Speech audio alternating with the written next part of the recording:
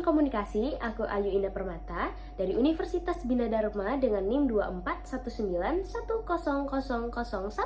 Mau bahas apa kita hari ini? Kita bakal bahas mengenai komputer. Nah, teman-teman tahu gak sih kalau komputer itu punya berbagai generasi? Dari generasi 1, 2, 3, 4, 5, bahkan 6. Nah, dari berbagai generasi itu ada perbedaan yang bisa kita ketahui, mulai dari bentuk fisik dan juga kemampuan serta kecanggihan teknologinya. Kita bakal ambil contoh dari generasi 3 dan generasi 5. Nah, generasi 3 itu berada di era tahun 1964 sampai 1971. Kalau generasi 5 itu berada di era 1980-an sampai sekarang. Sedikit kita bahas perbedaannya dari komponen utama. Kalau generasi 3 itu sudah menggunakan IC atau Integrated Circuits. Itu sebagai pengganti transistor dari komputer generasi sebelumnya. Di generasi 5 itu sudah menggunakan teknologi mikroprosesor dengan kecanggihan yang jauh lebih tinggi. Selain itu juga sudah menggunakan teknologi parallel processing dan juga AI. Selain itu juga sudah menggunakan multimedia processing. Selanjutnya bahas mengenai sistem komputer. Sistem itu gimana sih? Nah, sistem itu terdiri lebih dari satu elemen. Mereka saling berhubungan dan berintegrasi dan juga memiliki satu tujuan yang sama. Nah, sistem komputer itu terdiri dari apa aja?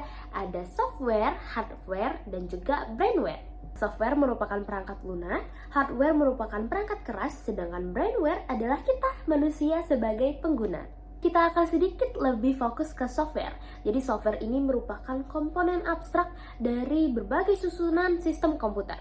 Nah, fungsinya yaitu untuk melakukan aktivitas dengan hardware. Mereka akan bekerja sama. Selain itu, software juga menyediakan segala sumber daya dan juga sebagai perantara. Nah, yang terakhir kita akan bahas mengenai hubungan teknologi informasi komputer dengan dunia komunikasi. Teknologi informasi komputer itu sangat membantu manusia, terutama dalam dunia komunikasi. Nah, untuk lebih mudah dipahami, kita ambil gambaran kehidupan sehari-hari.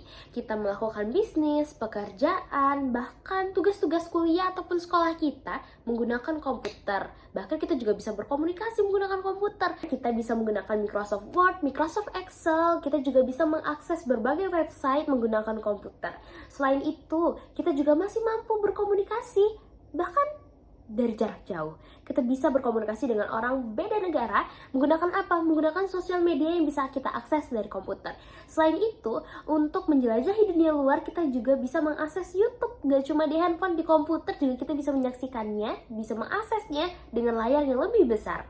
Nah, itu tadi adalah contoh gambaran sederhana dalam kehidupan sehari-hari yang mungkin sudah sering kita temui.